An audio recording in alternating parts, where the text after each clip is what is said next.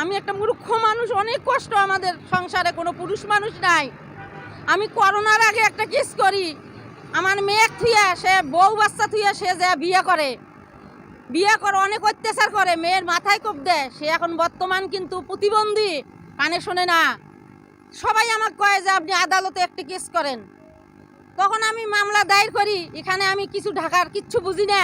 তখন আমার মেয়ে 50,000 টাকা চায়, আমার মেয়ে দিতে পারে না, অনেক অত্যাচার করে। তখন আমি একটা ভরণ পোষকের মামলা দেই গাইবান্ধায়, সাদুল্লাপুর থানা, আমাদের গ্রাম পূর্ব শ্রীরামপুর, নলডাঙ্গা পোস্ট অফিস, সাদুল্লাপুর থানা। আমি কেস করাতে এখন ছেলে উত্তেজন্য হয়ে আমার বাড়িতে সবার কয় আমি 80,000 টাকা দিয়ে আপনার মেয়ে নেন। আমি কই আমি 80,000 টাকা দিয়ে কী করবো? আমার হিন্দুর বিধানে কেউ আর আমার মেয়ে বিয়ে করবে না, আর প্রতিবন্ধী মেয়ে আমি কি করব? আমার কোনো পুরুষ মানুষ নাই, আমাদের মুখে ভাত তুলি দেওয়ার মতো লোক নাই। ওর বাচ্চার খোঁজ নেয় না, বাচ্চার দিকে দেখে না। কেন, কি জন্য? বাচ্চা জন্ম দিয়ে কি রাস্তাঘাটে থাকবে? তখন আমি না, কোনো আপোষ নেই, ওর বউ বাচ্চাকে ভাত দেখো। কয় কি তুমি জল না দাও, অনেক হুমকি দিয়ে বাচ্চা নিয়ে মানে জড়াজড়ির পর আমার মেয়ে কোপ দেয়। কোপ দেওয়ার পরে মাথার মধ্যে কোপ আছে। আমি তখন ভর্তি করি সাদুল্লাপুরে ভর্তি করাতে ওরা কি করলো, তখন যায় সাক্ষী দিবে এক মহিলা, তার সাক্ষী না নিয়ে দূরে সে সাক্ষী নেয় পুলিশ ভাই সাক্ষী নিয়ে মিথ্যা এপট দেয়। আমি বলে আগে কেস করি, পরে বলে আমি ভর্তি করাই, এটা মিথ্যা। আমি আগে কেস করছি, উকিলে নিবে না, আগেই কেস উকিলে নিবে না। আমিও আগে চাকরি করছিলাম ঢাকাত, আমিও নির্যাতনী মহিলা, ঢাকার চাকরি করছিলাম, কয়টা টাকা জোগাছিলাম আমি, সে টাকা আমার সম্পূর্ণ কেসে যায়।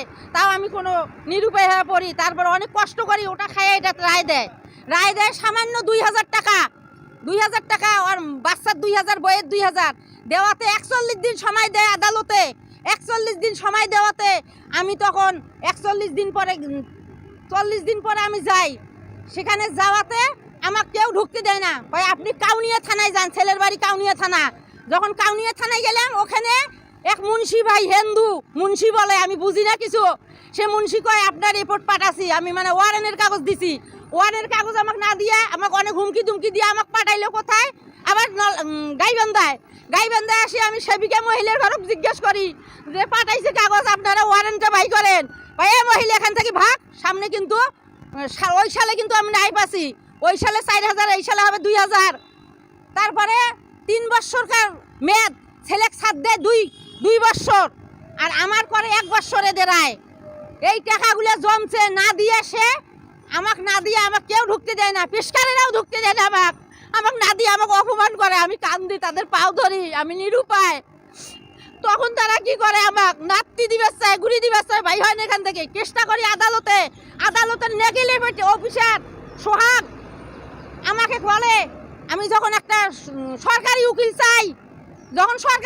চাই, তখন আমাকে সোহাগে, আমি সরকারি উকিল কার মাধ্যমে চাই, আমি ডিসি অফিসের কাগজও আছে, সেখানে আমি যে নিরুপায় হয়ে বলি আমি কেস চালাতে পারতেছি না। আমার মেয়ের দিকে দেখেন, তারা দিয়ে পাঠায় ওই আইনজীবী সংস্থার কাছে। তারা বলে যে সোহাগক ডাকে, যে একটা উকিল দেন মহিলা, ছেলে পুষ করে। ছেলে কয় আমি 1 টাকাও দেবো না, আমি জেল খাটবো। কেন তার জেল জরিমানা হলো না? কেন এই বাচ্চা রাস্তায় থাকবে?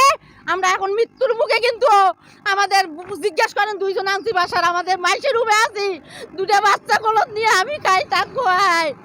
আমরা নিরুপায়, আসলে নিরুপায়। আমি মেয়ে আমার প্রতিবন্ধী, কথা শোনেন, কথা বলতে পারে না, কানে শোনে না, মাথার কোপটা দেখেন, অনেক নির্যাতন করছে। আমি 50,000 টাকা দিতে পারি না দেখি। সে এখন বিয়ে করছে, বিয়ে করে সংসার করে খাতিছে। কেন আমরা আইনের ঘরে, আইনের আশ্রয় পাইলাম না? কেন আমি হাসিনার কাছে যাব?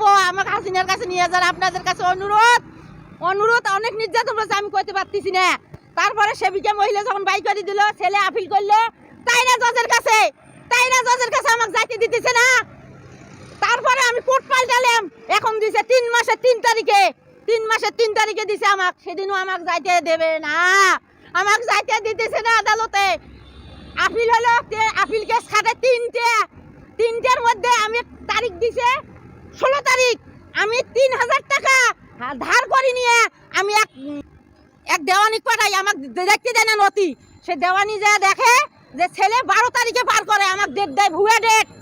16 তারিখ আমাকে ভুয়ের ডেট দেয়, ওরা 12 তারিখ পার করে। কেন কেন আমার নির্যাতন এত? আমি পুলিশ ভাইয়ের ঘরে কি নাই মা বোন বাচ্চা নাই? কেন আমার মামলাটা খাইলো? কেন খারিজ করে দিল? আমি ডিসির কাছে গেছি, আমি সবার কাছে গেছি, সবার দ্বারে দ্বারে আমি বিচার পাই নাই। এখন আমরা মরবো। এখন আমি নিয়ত নিছি জুজের মাধ্যমে আমরা বিষ খাবো, ওই আদালতের সামনে মরবো। আমি এখন সব জায়গায় জায়গায় প্রচার করে দিয়া কেস মামলা করিয়া ওরা ওই বাড়ির সংসার আমি করতে পারি নাই।